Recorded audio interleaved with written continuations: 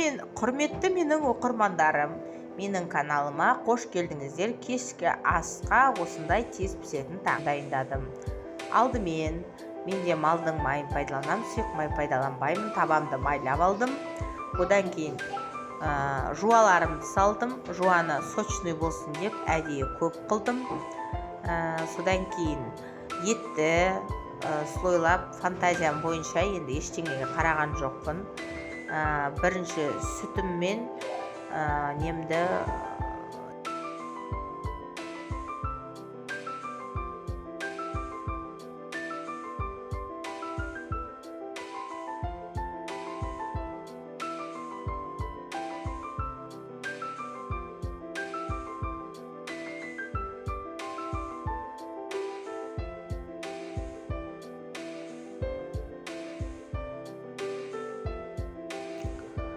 осылай жуаларымды орналастырып болғаннан кейін табамды әрі қарай қойдым да противенді маринад есебінде дайындадым. Қойған жоқпын, бірден пісіре бердім. Сонда да дәмді шықты. Бір морковты алдым, жуа етімді алдым. Одан кейін картошкаларымды салып, паприка, 100 грамм сүт, 150 грамм су, 2 долька чеснок, сарымсағымды салдым. Паприкадан бір шай қасық салдым. Қара бұрыштан 1 шай қасық, қызыл бұрыштан жарты қасық. Менде енді картошка көп болғандықтан сосын не салдым, тұзымды да 1 шай қасық толтырып горка қылып салып, бәрін араластырып табама орналастырдым. Етін сіздер астыңғы жағына салсаңыздар да болады. Басы піспей қалама деп қорқып едім, бірақ барлығы пісті, дәмді шықты. Балдарыма ерекше болды. Тым қалдырмай жеп алып, мама 10-нан 10 деген баға берді ғой балдарым. Бұларда балловый система ғой, біздікінде 5 дейтін едік қой, 3, 5, 2 деп. Сонымен сол кешкі асымызды істеп жеп алдық. Сіздерге де ас дәмді болсын. Әбітке дайындасаңыз да, кешкі асқа дайындасаңыз да таптырмайтын ас. Жеп отырыңыздар, дәмді қабыл алыңыздар, өкінбейсіздер. Сочный, мощный тамақ болды деймін ба. Ас болсын, жеп қойыңыздар. Осылай өнемейін супы, кашы, манты дей бергеннен бұда бір ерекше тағам болады. Айтпақшы, барлығын салып болғаннан кейін малдың майынан мен салдым. Сіздер енді көңіл қаласаңыздар, сармай салсаңыздар болады. Маған отбасыма малдың майы ұнайды, сондықтан мен малдың майынан жасадым. Малдың майынан әр жеріне қойып жібердім. 2 қасық малдың майы қойдым. Где-то 100 граммдай сармай пайдалансаңыздар болады. Ешқандай күтіп отырған жоқпын. Бәрін противенге салдым. Менің пешімнің градусы үлкен болғанмен пісіру табы аз, 320 градуста. Мен где-то 40 минуттың жобасында пісіріп алдым. Дәмді болды. Өздерінің пештеріңізге қарай, тамақ пісіру пештеріңізге қарай ориентация жасап пісірсеңіздер болады.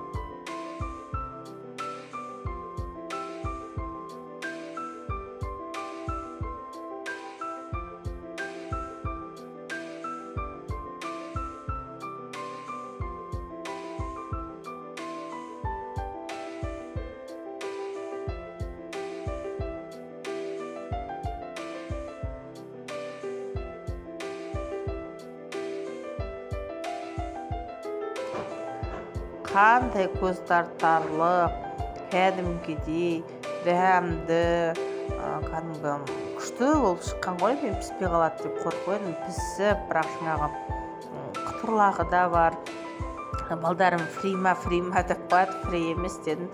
Духовкада өйстіп ашық қылып пісірсеңіз де дәмді болады екен. Балдарым таласып тармасып жеп алды.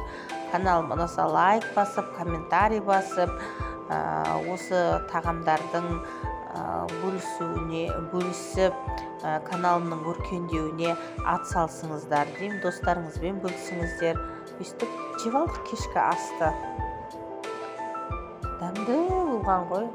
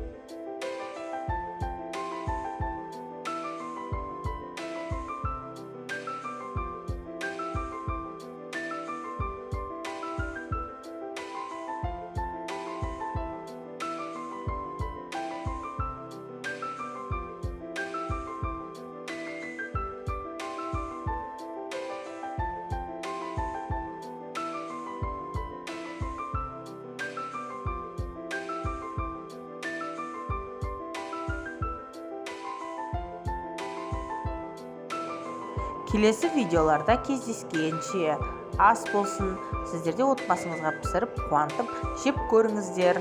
Ұнайтыны сөзсіз.